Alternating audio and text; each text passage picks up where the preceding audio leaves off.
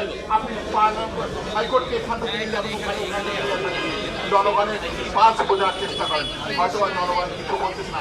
আর আজকে আইনজীবীরা যেভাবে একত্রিত হয়েছে, যেখানে হাইকোর্ট ডিভিশনে একটি রায় আছে, ডেফিনেটিভ একটি রায় আছে, দেশের যারা আইনজীবীরা ছিল তারা এই বিরুদ্ধে কথা বলেছে। আরো মজার করেছে, আপনি যে হাইকোর্ট নিয়েছিলেন 4টা জায়গাতে, একটাই যে চালাইতে পারেন না, বিশ্ব পরিবার জাজ অথবা জাজ কোথায় পাবেন, অথবা প্রেস কোথায় পাবেন? আপনি হাইকোর্ট মানে বোঝেন, হাইকোর্ট মানে একটা কোর্ট না, হাইকোর্ট মানে 50-এর অধিক কোর্ট। এই 50-এর অধিক কোর্টে 100টি জাজ লাগে মিনিমাম হলে হাইকোর্ট চালানোর জন্য।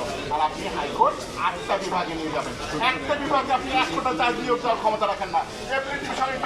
করা যাচ্ছে না, বা সব অনেক নিয়োগ বাকি আছে, সেখানে আপনি হাইকোর্ট নিয়ে যাবেন 8টা। মানে যা খুশি তাই করতেছেন। অনেকে বলে কি শুনলাম, অনেকে বলতে যে প্রদেশ মানা যায়, প্রদেশ বোঝেন তো, প্রদেশ মানে এই দেশকে আপনাকে ভাগ করে দিতে চাচ্ছেন, যে কয়দিন পরে বলবে রোয়াকারি বলবে আমি স্বাধীন হয়ে গেলাম, অনেক পরিবেশ হয়ে গেলে রংপুর বলবে আমি স্বাধীন হয়ে গেলাম। এটা কি করতে চাচ্ছেন আপনারা?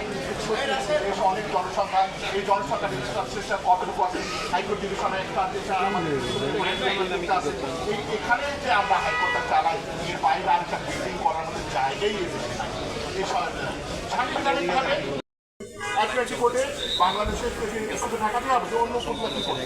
আমি মনে করি যে আপনি এই ধরনের কোনো উস্কানিমূলক কথাবার্তা দেওয়া থেকে বন্ধ করেন।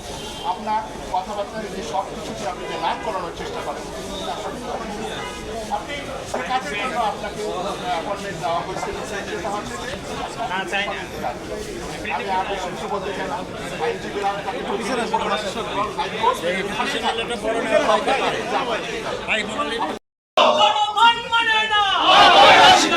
আইনজীবীরা মানে না অবৈধ সিদ্ধান্ত, অবৈধ সিদ্ধান্ত মানি না, মানব না, মানি না, মানব না, অবৈধ সিদ্ধান্ত জনগণ মানে না, অবৈধ সিদ্ধান্ত আইনজীবীরা মানে না, অবৈধ সিদ্ধান্ত অযৌক্তিক সিদ্ধান্ত মানি না, মানব না, মানি না, মানব না, অবৈধ সিদ্ধান্ত অযৌক্তিক সিদ্ধান্ত মানি না, মানব না, জনগণ মানে না, অবৈধ সিদ্ধান্ত আইনজীবীরা মানে না, অবৈধ সিদ্ধান্ত হাইকোর্ট বেঞ্চ পরিবর্তন মানি না, মানব না।